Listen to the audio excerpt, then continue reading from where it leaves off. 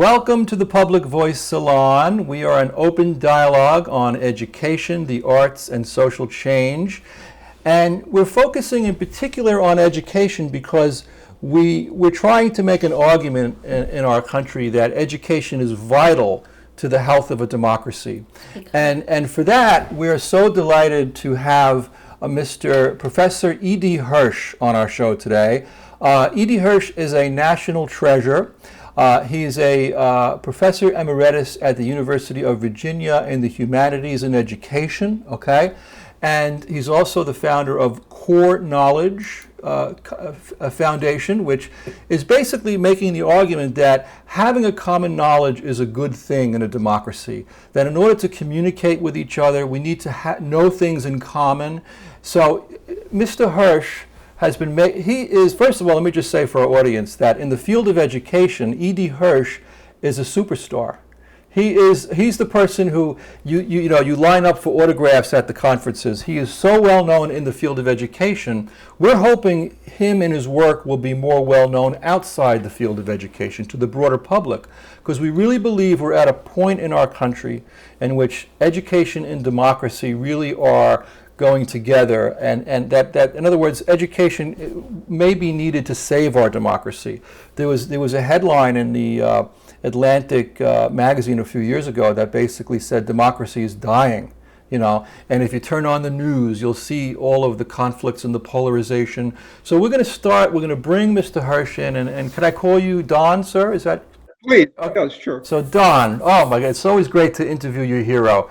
Don, what is the basic elevator speech argument for your work for this core knowledge, and how can it help save our democracy? Well, I put it in a historical context. As you know, there has been a downward trend in our students, 13-year-olds, for example, put in the graduates of our elementary schools. There's been a downward trend in their verbal scores. Also, to some extent, a downward trend in their science and math scores, too. And as a matter of fact, to put a figure on that, in 2000, when the international comparisons began being made, PISA scores, the Program for International Student Assessment, we were in a almost respectable range, around 10th in the world or something like that, 11th. I can't remember the precise number. And each successive PISA result, we've sunk further. And in 2018, which was the last PISA, we sunk to around 25. So we have the 25th best elementary education system in the world. And we ought to be able, presumably we can afford a really good elementary educational system. So the reason we're not doing very well is, in my view, a question of ideas. The dominant ideas that govern our teacher training academies, and also, and of course, actual practicing teachers who are indoctrinated with those ideas, are defective. They're wrong. And so the heart of this book that we're discussing, that people tend to jump to ideology when it comes to questions of education, but the heart of this book, How to Educate a Citizen, is the chapter on science. And that essentially there are two findings from science that are absolutely critical in elementary education. One of them is the nature of expertise, the nature of reading skill, for example. It turns out that reading skill is not a general skill. Decoding is general, yes, but actual reading comprehension is not a general skill. It fully depends on the specific background knowledge that's required for that text to be read. And so the need for common or shared knowledge for communication. And by the way, reading is a stand-in for verbal communication generally. So we can't talk to each other or understand each other without this background of shared knowledge, unspoken very often, but to make the communications between people intelligible, understandable. And one footnote to that, I think, is worth emphasizing in light of Black Lives Matter, is that the reading scores in the National Assessment of Educational Progress, which is an ongoing probe that we ourselves make of our students, the reading scores of Black students at age 13 are something like 3/4 of a standard deviation below the reading scores of white students. That is overcomable. I mean, we have done it in some of our schools, and it's entirely a matter of wrong ideas, devoted teachers using wrong ideas, and until those ideas change, that's my thesis in the book. Until those ideas change, we won't have better schools and we won't have more equity in education. We have to change our ideas. Wow. And so that's just by way of introduction. I gave you one idea that has to change. The idea that there is such a thing as a general reading comprehension skill. There isn't. It depends on the specific knowledge that's demanded in a specific text. And if we share a lot of the same specific knowledge, we'll be able to communicate by writing, by text, any number of ways. The other very important scientific finding that lies at the basis of this book is rather recent with me. It wasn't in my earlier work, but it's to me, it's the most exciting of all. It has definite political implications, and that is recent brain studies. And the area of the brain where schooling takes place, where culture exists, where language exists, is called the neocortex. And it turns out that Rousseau was wrong about the child's education. It doesn't develop like the child's body. The child's mind develops depending on what goes into it, period. That it starts out as a blank slate. That idea of going way back, of course, to the 17th century, is now it's the latest science. And we better pay attention to it because it's a thrilling finding. It means that the American idea is a reasonable idea, that you can start on this new continent, a new nation, and a new culture, and a new person, and you can forget about your ancestors and make yourselves into somebody new. That's exciting because it's very egalitarian in principle. It means that if we school people reasonably well in common knowledge, so there's a shared knowledge from our elementary schools, that we can be, our verbal scores will go up, our competence will go up, our equality, our equity will go up. That's the argument in a nutshell. You don't have, I mean, you can get into the specifics and into the arguments, but until somebody says, oh, no, that science is wrong, and I dare them to do that. I mean, because they're going to be arguing with brain scientists, not with me. About that. Wow. Professor Hirsch, first of all, I want to thank you so much for choosing our show, our little old public voice salon, to begin your tour. And we do hope you get out there and you barnstorm this country once this corona thing is over, hopefully soon, okay? But I just want to put this into historical perspective because I first became aware of your work back in the mid-1990s when your first very important book, Cultural Literacy, or that was the bestseller that made you a national household word. I was at NYU graduate school at the time, and you know, everybody had to deal with Hirsch, right? You had to have an opinion one way or the other, you know, and we would have these roundtable dialogues all about, you know, your work, and you know, there was pro, there was con. On the anti side, people were saying, well, you know, he's favoring all those Eurocentric, and he's not multicultural enough. But I notice in your new book, you do point more towards multiculturalism. But the thing is, here's the thing. What's happening? Well, I hope we get back to that subject. We'll go back to that in a minute. But if you look at how the country has changed in the past 25 years, 30 years since cultural literacy came out, we've become more fragmented. We've become more polarized.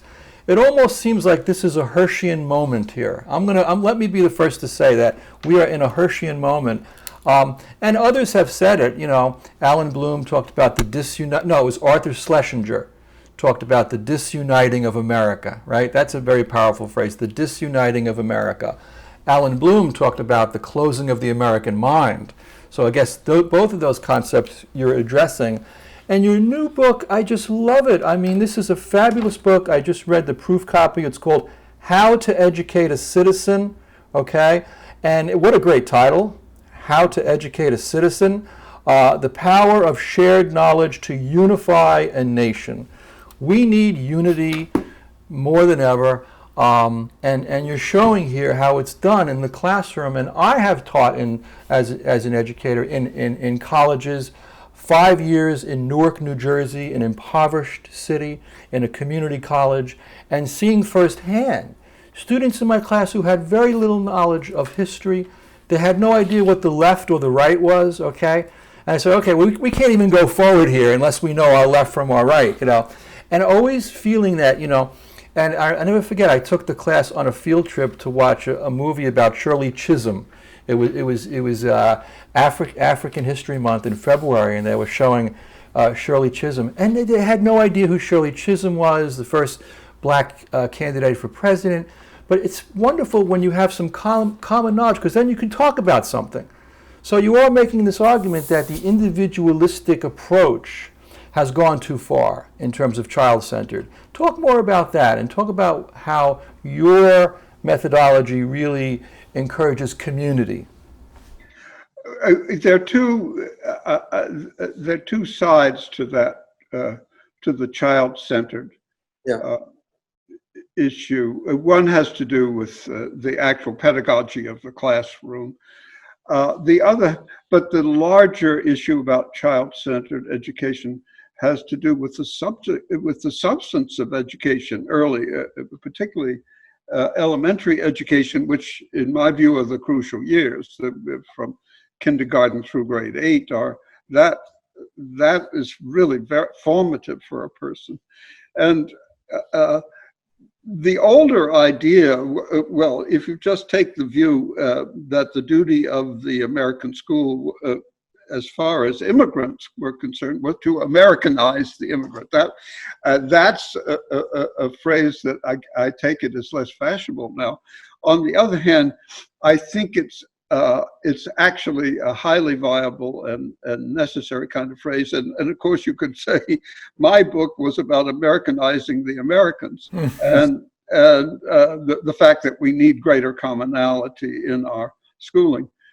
In order to communicate effectively with one another, in order to communicate intelligently with one another. And we're not getting that because of a theory, which you mentioned, child-centered education.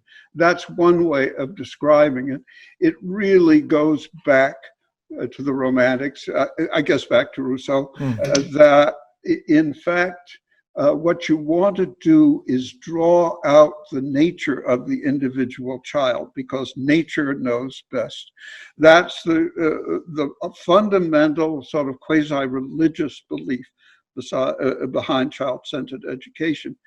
Therefore, naturally, you in the classroom, based on that theory, we have to differentiate between children. So child-centered education already implies differentiation, letting the child follow his own nature and his own instinct. And the metaphor behind that is development.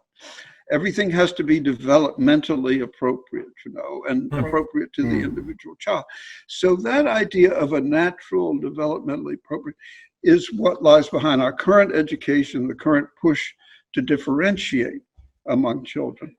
Well, I think, if you don't mind my making a scientific footnote here, that theory, which most recently was expressed by Piaget, who was very influential in our education schools, the theory of a natural process of development for a child, that is no longer regarded as true. With these new brain studies, I'm referring to, let me just say briefly what those brain studies are saying. They're saying that we are born with a blank slate, not an implicit blueprint. I mean, the Rousseau idea is that essentially each child has its own essential blueprint, and it may vary with different languages and so on, but basically for that individual child. And the model for that is the rest of animated nature. It's true. I mean, that animals other than the human are born with instincts that govern whether they'll know how to fish if they're a fishing bird or even an insect, or as Horace Mann said, the rest of animated creation is not, it goes by instinct, but he also said human beings do not. And he was right about that. And as it turns out, and what the brain scientists call this is cortical plasticity. It's a technical term, but it's easy to understand. Plasticity is like a lump of clay that can be molded, and the human brain, at least the part of it that goes to school, the neocortex, is a blank slate. And it is up to, it's written on by the child's experience, and it's written on by the adults. I mean, society has known that from the start, that with human beings, the adults have to lay down the rules for how you're supposed to act in a given society. Go back to the 10 Commandments. You honor your father and mother. They're the people you need to learn from. Yes. So I never mind where it's gone now with let the child develop its own way. It turns out that that's true, because what nature, or I put it another way, evolution has discovered, that culture is more powerful than anything that can be pre-programmed in nature. That is, the group is more powerful than the individual. And to have a group, you have to develop a big brain that has language and people can communicate. And this vast organism, which is a human society, is a very powerful evolutionary force. And that book, Sapiens, by, I can't remember, Harari, traces that point very well. So nature is saying, I'm deferring to culture, because that group will best know how to deal with its environment, and if it cooperates. And there's another discovery from all of that, which I take from E.O. Wilson and also David Wilson, the evolutionary psychologist, that selfishness wins within the group up to a point, but unselfish, altruistic societies always defeat selfish societies. And I think that's a motto which is extremely important for our current situation today. And that's across the animate world. It's not just human beings. That's true generally, and it's true historically. I don't want to go too. There's so many ramifications of this, obviously, but until we sort of reform our elementary schools and say, yes, Americanization, in the sense that we all have to have some commonalities, is the aim of elementary schooling for everybody.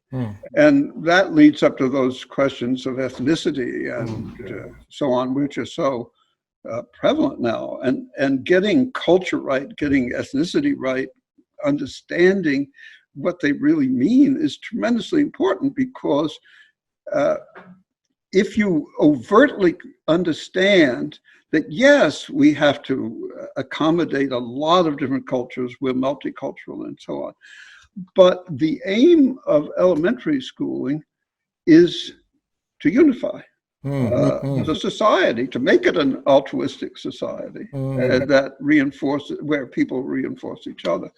And that's the only kind of human society that's successful in the end. So you better beware of those PISA scores, because all of those, you're number 25 in the world in your ability to communicate with one another. That's not a good sign for your society. What's interesting about future. Don, what's interesting about your work, it's kind of a strange blending of the conservative and the liberal, because you talk about the 1960s utopian dream of a more loving and caring and peaceful world, which we all want, but how interesting that the way to get there is a conservative way, by reading literature, by keeping those great texts alive, by having some cultural content, which the liberals kind of like, they recoil at that because they want everyone to be doing their own thing. Right.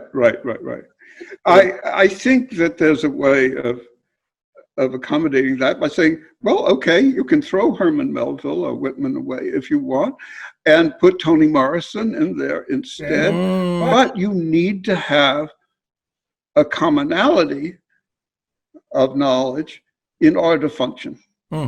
And so the idea of letting 1,000 flowers bloom, this school does that thing and another school does another thing, is shooting yourself in the foot, and as a society, and it's stupid.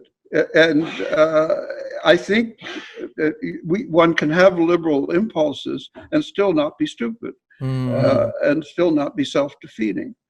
So yes, there is an accommodation, therefore, to be made. Also, you don't want to leave out all of the old folk and suddenly have a new culture, because that's not unifying either.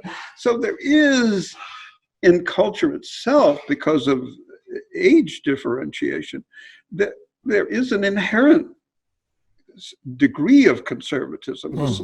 That is to say, the change has to be slow if you want to include everybody. And it isn't a complex. Once you understand what the function is, that this commonality is essential to the proper functioning of a democracy.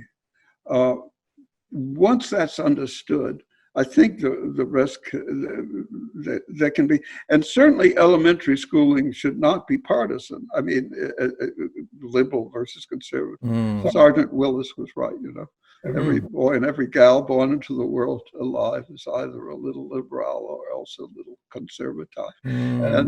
And it's true. And elementary schools should be basically patriotic and accommodating to everybody.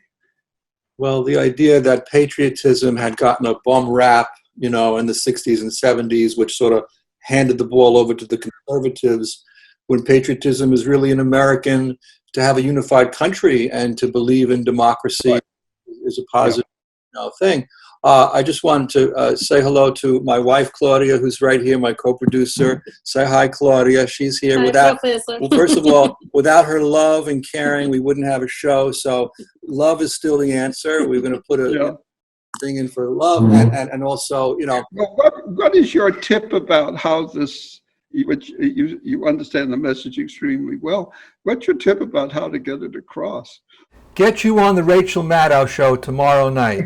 And then after that on Don Lemon, and after that on Chris Cuomo, because our message with our show, and one reason we created this TV show 10 years ago, because I'm really an educator. I don't consider myself a media personality per se, but I'm a teacher with a talk show. And I just got tired of turning on the TV, Don, and not seeing us, not seeing people from our community. We have stars in our field. Don Hirsch is a star, but you wouldn't know it if you turned on the TV, because on TV they show business people, they show lawyers, they show pundits, they show celebrities. They don't show us. okay? I think we need to have our own networks. I think we need to have our own television shows. We need to get a nice billionaire in here because it takes money for this stuff too. I know you're working with Carl Icahn up in the Bronx.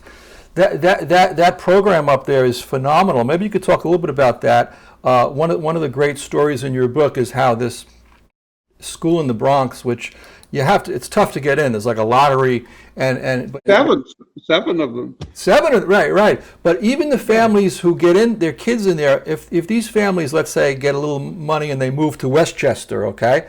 Instead of sending their kids to Westchester, which supposedly have better schools, rich schools, they send their kids back to the South Bronx, you know? So something really magical is happening in those schools. Maybe you could talk a little bit about that. Well, that's right. In my book celebrates a couple of stars in the. One of them is a principal, Pat Zisios in Alexandria, Virginia, and the reason it's important to have that as an instance is that it's not a charter school; it's just a regular public school. So, I mean, perhaps we should come back to that charter debate between the parties a bit. But in any case, Jeff Litt, Carl Icahn gave Jeff Litt or bought 7 buildings. Wow. That was his contribution. He gave him the buildings, and Jeff Litt has these 7 schools in the heart of the South Bronx, the poorest district in New York City. And mostly Hispanic and Black, and very low income and very low parental education, and the surrounding schools, the verbal scores of kids in the surrounding schools are 30 points lower than in the schools that. I mean, that verbal score is an extremely for things we've already touched on, is extremely important because it's generally your ability to understand and comprehend. It's a general mark of competence, social as well as direct competence, and these are stars that Jeff has produced in 7 schools universally. They all get into selective high schools. Every single student in all 7 schools. Wow. It's all completely done by lottery. And he's a wonderful man, Jeff. He did this. He became intellectually convinced about 18 or 20 years ago by this argument that what separates the poor from advantaged kids is knowledge, basically. And people talk about the experiences of advantaged kids. They get to go to concerts, they do this, and so that, but not the residue of knowledge, of experience is knowledge. Those advantaged kids have a different kind of knowledge base than disadvantaged kids, verbally and actually. And that can be systematically changed by education.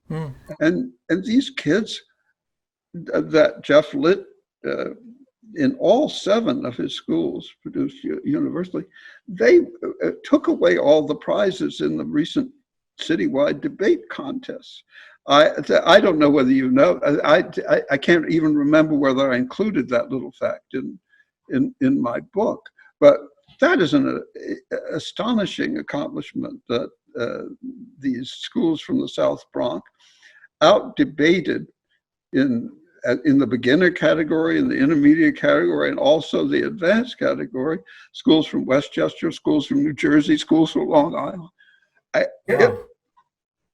That's a hell of a, well, the poor kids from New Jersey, Long Island, Westchester are getting this child-centered elementary education. And so the South Bronx kids can outperform them if they have a knowledge-based education. So there you are. It's a pretty, I thought that was a pretty good illustrative example.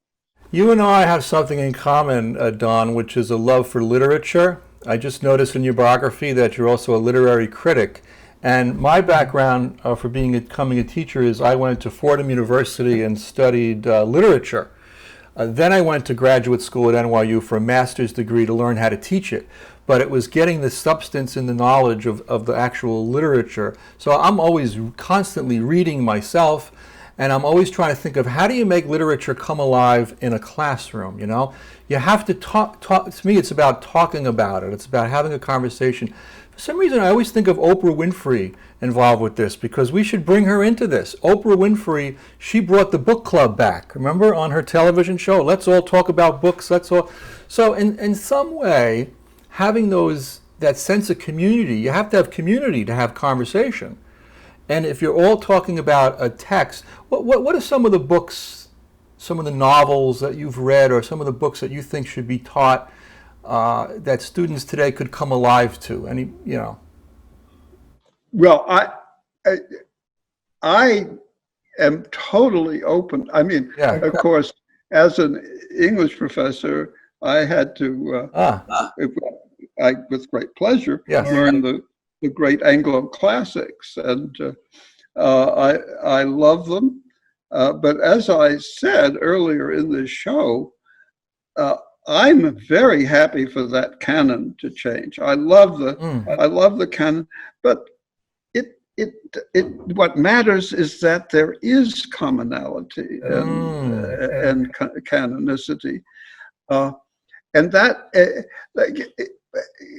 I wonder if it's possible to jump from a list of literary classics to the whole notion of what this commonality means. That is, I'm thinking in the phrase that's so often used now is ethnicity. And the literary classics, to some extent, will define what you might call the Anglo ethnicity. They are the stories we have in common, the Bible for one, but and of course there's been a repudiation of the idea of a canon recently, because we want to include all ethnicities, all cultures, and so on. I think there has to be an accommodation between the conservatism of a canon, which is needed in some way in order to have commonality, and the impulse to be more inclusive and to make everybody feel at home.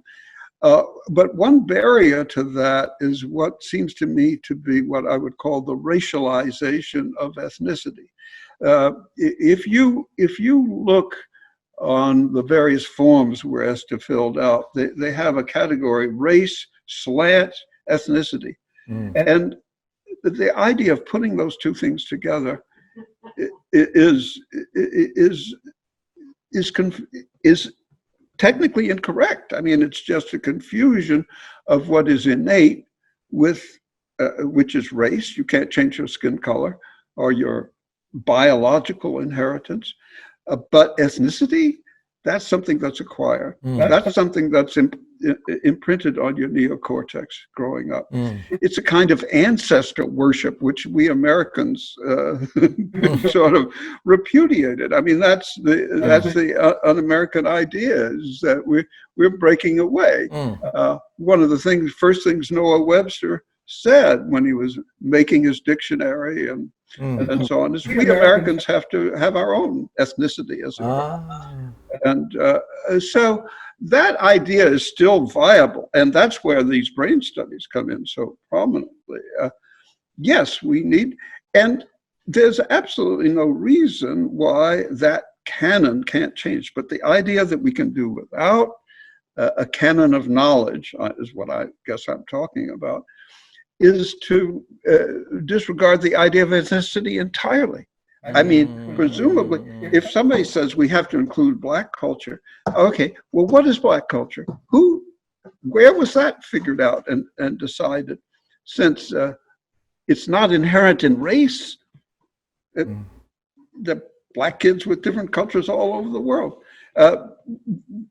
It's not Blackness per se that has that culture. It's something learned and it's something decided, something taught. And yes, we can include those things, but it's a responsibility. And here we go. Moving to practicalities. Okay. It seems to me that people have the argument, oh, you can't do this because we have a federalist tradition.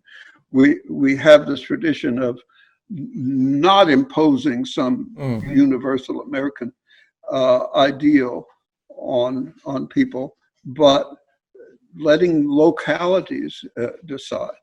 Well, the localities that need to decide are the states. That's what federalism is. And the states have not been doing their job in elementary education. And I think that's where the political action should be. I mean, if the public understands what's at stake, then we ought to demand that the states produce a curriculum outline for their public schools. They're the ones that have the responsibility. And there needs to be within that state, in any case, that degree of commonality. That's still, federalism is not every person deciding these things for himself. If federalism says the states, it's a different kind of system, and there's a lot of vitality and importance in federalism, but the states have not. They've been conveniently transfixed by child-centered education. Said we don't have to do that. We are teaching general skills. It turns out those general skills do not exist, and so I think we have to get ultimately after state legislators and governors. The public needs to be informed on this so they realize what's good for their kids in that state. It's good for them to have this power, this competence, and that can only happen with a coherent curriculum in the elementary grades. You need to become more famous, sir. I mean, you're already famous in our field. We know that. You're a star in education. But I think if you look at that guy on the wall behind me, you see with the young, that's Elvis Presley. That's a young Elvis Presley who himself was a good example of assimilating black culture, because he would listen to the black radio stations and go to black churches and absorb all that in him, and became this huge star. We need to figure out how to get this stuff, make it sexy. I think we need to get it. That's right. And since I'm 92 years old, you need to find a real young star. Well, we're gonna do this in a communal way too, because we don't like to make a hagiography either. But also, if you see behind me, that's a Van Gogh painting, just to point out some culture. That's a Van Gogh. That's called Houses at Auvers. And I love it because it conveys a sense of community. You see people walking around in a small village. We're very attracted to the work of people like Robert Putnam, who wrote the book Bowling Alone. It's about the erosion of community. Right. Community. Exactly. And this, I think, really ties into your work. And I think it also ties into David Brooks. I read my Brooks this morning, Friday morning, with my coffee at the cafe. I read my David Brooks. And he was very critical also about the Trump convention, the meanness of it, the meanness that's coming out, and the lies that... Whose book is this? David Brooks. David. Oh, yes. I hadn't read it this morning. Talking about a lot of the things that you're talking about, I think, Don, in terms of community and having a connection. The other thing I think I would like to say is I notice a lot of silences also in cafes. I'm talking about pre-pandemic. You walk into a cafe and you don't hear lively discourse as you once did. Everyone's in their own little world, their own little smartphone kind of universe. And I know your work is more in terms of elementary. We're thinking in terms of higher ed. What does it mean that business has become the #1 major and people are not studying the humanities? Like back in the 60s, 1 in 5 young people was a humanities major. Back in the 60s, they studied literature, philosophy, history. now that number is 1 in 20. You think that's also part of this, that we're moving away from the humanities? Yes, but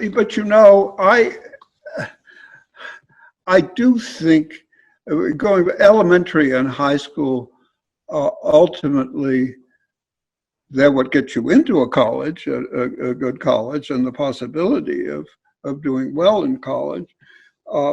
And college is increasingly important, it's true. But, to some extent, that's as much an effect of poor elementary education as it is a cause. I don't think all of this you have to wait till you get to college to really encounter the level of common knowledge and insight and learning that's needed to hold the society together. If you have a really good elementary and high school system, that's probably the name of the game right there. And colleges get better too, by the way, with better high school and elementary preparation. No, I think it's those early. I'm coming back to the early years.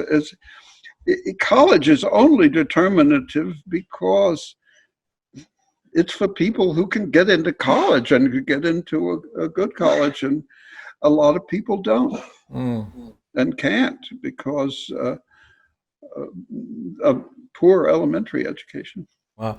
In this limited time we only have one precious hour with you, Dr. Hirsch. We would love to bring you back on in the future.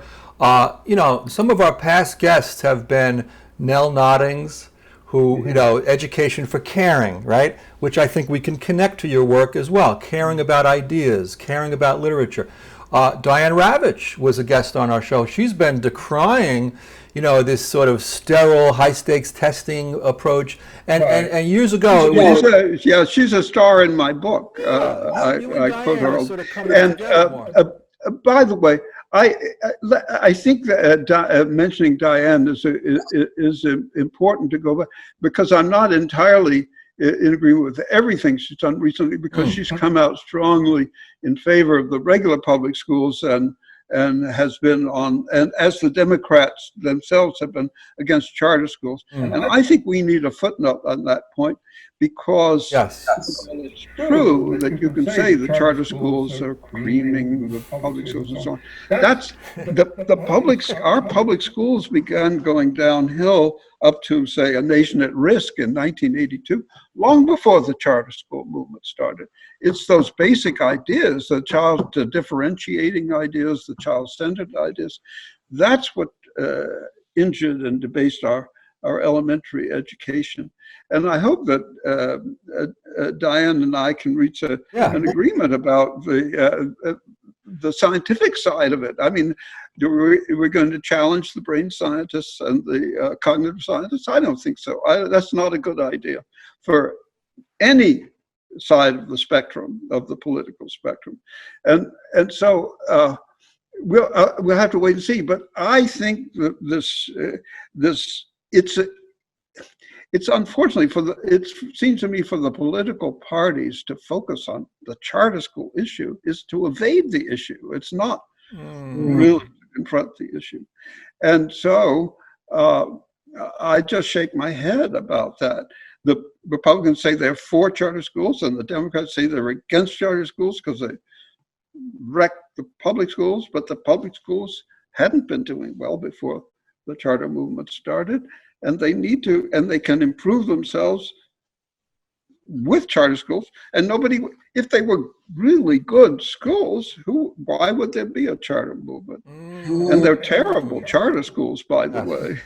Yeah, I just want to tell you, Don, I began my career in New York City teaching for 3 public high schools, okay? The first 2 were very troubled, all right? The first one was in Harlem. The second one was called Martin Luther King High School. It had the highest number of violent incidents in the city that year. I replaced the third teacher who they said, fled the building, and I was like out of control, but you do what you can. And I saw how awful the conditions are on the ground in these, ghetto schools, and how the chaos, the sense, and you do need a certain amount of structure and order and discipline also in these schools. Now, the third school I taught at was called Cascades, and it was in the Lower East Side. It was in Chinatown. And there were three men who founded this school, and they all were colleagues. One had his doctorate degree from NYU. And you know what? It was completely different than the other schools. It felt like a community. And once a week, all the teachers, Don, we would sit in a circle every Friday afternoon, and we would just talk to each other and talk about what's happening in the school and what problems with particular students. It felt like a community. Now, the other person we just had on our show, just before you, was Deborah Meyer. Author of The Power of Their Ideas, founder of the Small Schools Movement, and she's incredible. She was on the show. Her schools in Harlem were also like communities. And I think that, bringing in your work, I think there's a real connection there. When you have, you need common knowledge to have a real community. Talk about that connection between knowing things and being able to talk to each other. That was my original entry into. Actually, like you, I had a very enlightening experience. In this case, it was at the college level of a Black community college. I was doing some experimentation. It's a rather complicated story why I was doing that, and I won't go into it. But I was trying to find out how much commonality there was in the background knowledge of the kids in various schools, because of work that had just come out. This was probably back in the 70s. That work that had just come out in cognitive psychology, which shows that the silent background knowledge is essential to understanding actual speech. That insight from psycholinguistics, I was interested to find out about the relative background knowledge of Black students in this community college and the white students, and to the degree to which that was impairing their verbal skills. And you're talking about community and community knowledge, and it's essential at the most elementary verbal level to have this silently understood common background knowledge. And I cite in my book a Black scholar, Lisa Delpit, who wrote a book called Other People's Children. And it's a wonderful title and a very accurate one. Her point, and she was criticizing child-centered education, her point was, they don't even know what you are talking about. And they don't understand you. That was her complaint about the child-centered educators. And yes, so what that is saying is the community was lacking, the silent community of shared knowledge. And I hope she makes a comeback and supports this kind of commonality movement in the schools. Because it's elemental. I mean, it's very basic, not only to community in your warm and cozy sense, but also just to the blunt possibility of comprehension. And both to go together, needless to say. Wow. Yeah. Wow. And I want to just throw out there and say that, the fact that Donald Trump doesn't read, and we're seeing this being played out on a national level, the anti-intellectualism is kind of taken to an extreme. We need to pull back from that. And since I'm talking to a former literature professor, I'm going to try to get some brownie points here. I recently reread Shakespeare's The Tempest, and I recently reread Dostoevsky's Notes from Underground. Those are two of my favorite writers. And I'm finishing up a reread of Emma by Jane Austen. These texts, Don, they give me joy and pleasure. And I feel like they can give other people joy and pleasure because they teach us about who we are, and they teach us about the human condition. That's a pleasure. That's a gift that you give. Absolutely. And But those are canonical works, and but we do need to change the canon. Right. Right. I mean, and I think we have to, just as a political gesture, be more inclusive. But why not? But let me say that the reaction, there was a review of this book that I found, it was in a library journal or something. Yes, that one. In which she was, the chap who reviewed it didn't mention the science at all, and ended, so this is all well and good, but the real question is, whose culture? Whose culture is it going to be? Well, there's an answer to that. I think it's the last section of the book is called American Ethnicity. That it's, the American culture, and that's up for grabs, but it needs to be common. Wow. And not to understand why it has to be common is to be blinkered in that whole argument. Also, the idea of whose culture implies that you only got one. Right. We can have more than one culture. Here's my wife, Claudia. She's from Colombia, South America. She brought me to South America for the first time, a magical place with wonderful people. We went in December of 2018 when Donald Trump was demonizing the caravan coming the other way. I was happy to be a gringo going the other way to this beautiful country. And just to say one thing about Claudia, I had first read Gabriel Garcia-Marquez's 100 Years of Solitude and gave up about a third of the way through. Claudia said, get back in there and finish that book.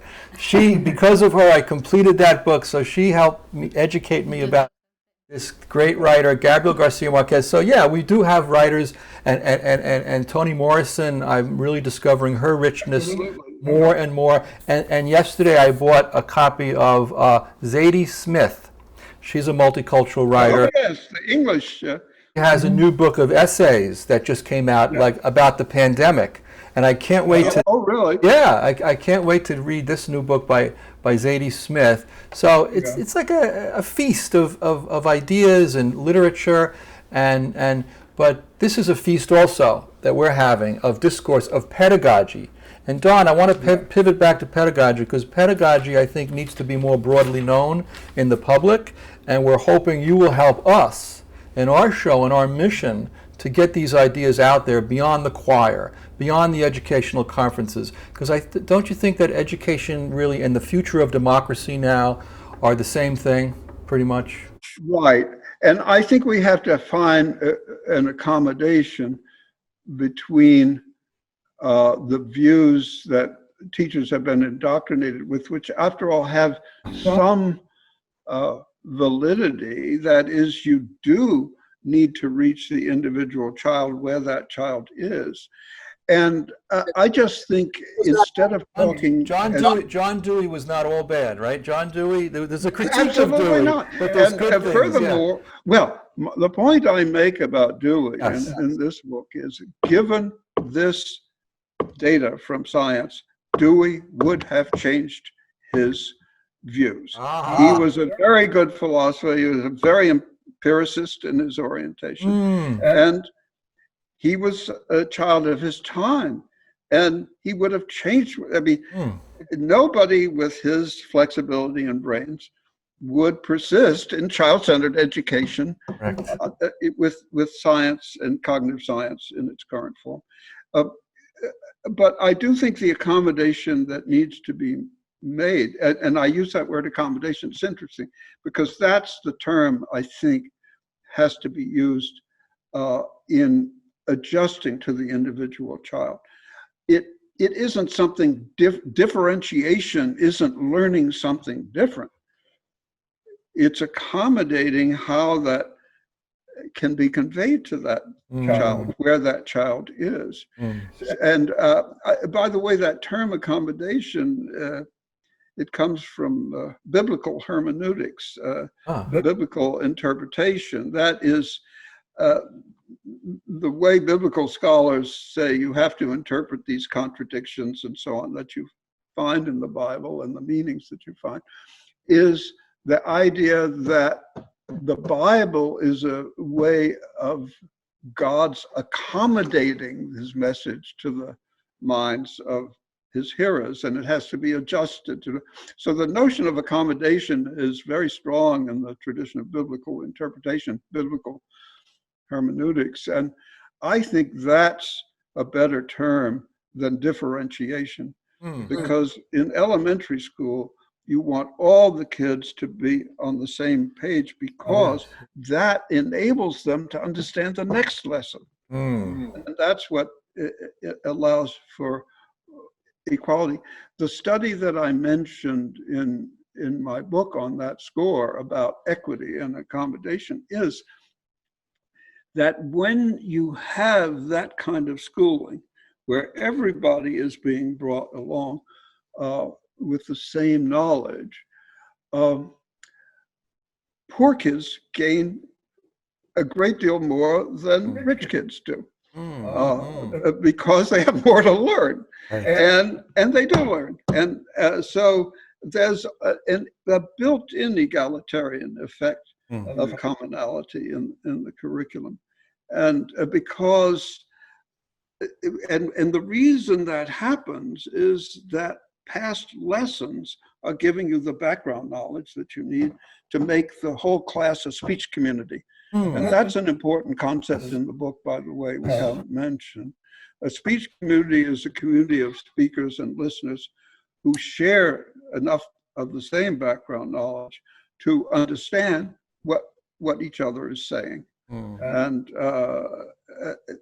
that notion of the classroom as a speech community is a pretty, and then of a nation as a speech community is a pretty important conception that comes out of psycholinguistics, and one that needs to be stressed.